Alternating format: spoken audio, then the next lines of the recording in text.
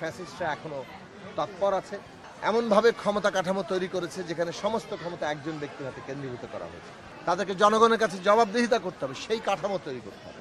বাংলাদেশে এইবারের সবচেয়ে গুরুত্বপূর্ণ দিক হচ্ছে ৭২ সালে যে রাষ্ট্র ব্যবস্থাটা পত্তন করা হয়েছে সংবিধানের মধ্য দিয়ে, এবং রাষ্ট্রের বিভিন্ন প্রতিষ্ঠানগুলো যেটা আগের পাকিস্তানি রাষ্ট্রের প্রতিষ্ঠানের ধারাবাহিকতা, সেগুলো বদল করার তেমন কোনো উদ্যোগ নেয়নি। বরং সংবিধান এমনভাবে ক্ষমতা কাঠামো তৈরি করেছে যেখানে সমস্ত ক্ষমতা একজন ব্যক্তির হাতে কেন্দ্রীভূত করা হয়েছে।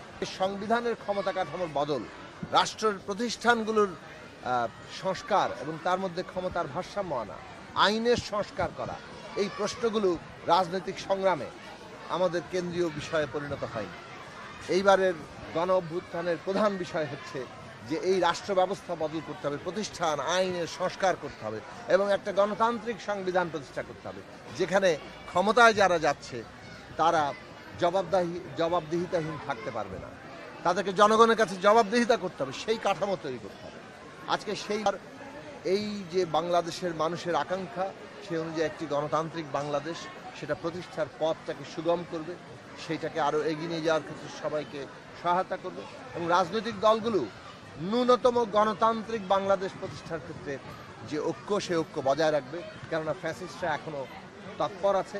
আমরা দেখছি যে তারা ভারতে আশ্রয় নিয়ে সেই দেশের গণমাধ্যম এবং তাদের সরকার, রাজনৈতিক দল, সেগুলোর সহযোগিতা নিয়ে তারা বাংলাদেশকে অস্থিতিশীল করার চেষ্টা করছে, বাংলাদেশকে এমনভাবে চিত্রিত করার চেষ্টা করছে সারা দুনিয়ার সামনে যেটা সম্পূর্ণভাবে ভিত্তিহীন এবং মিথ্যা।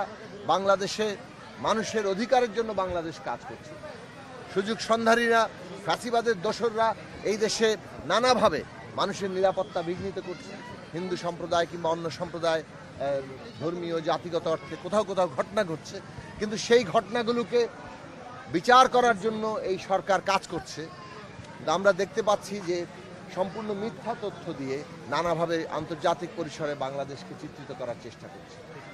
তার বিরুদ্ধে আমাদের ঐক্যবদ্ধ থাকতে হবে, লড়াই করতে হবে। ধন্যবাদ।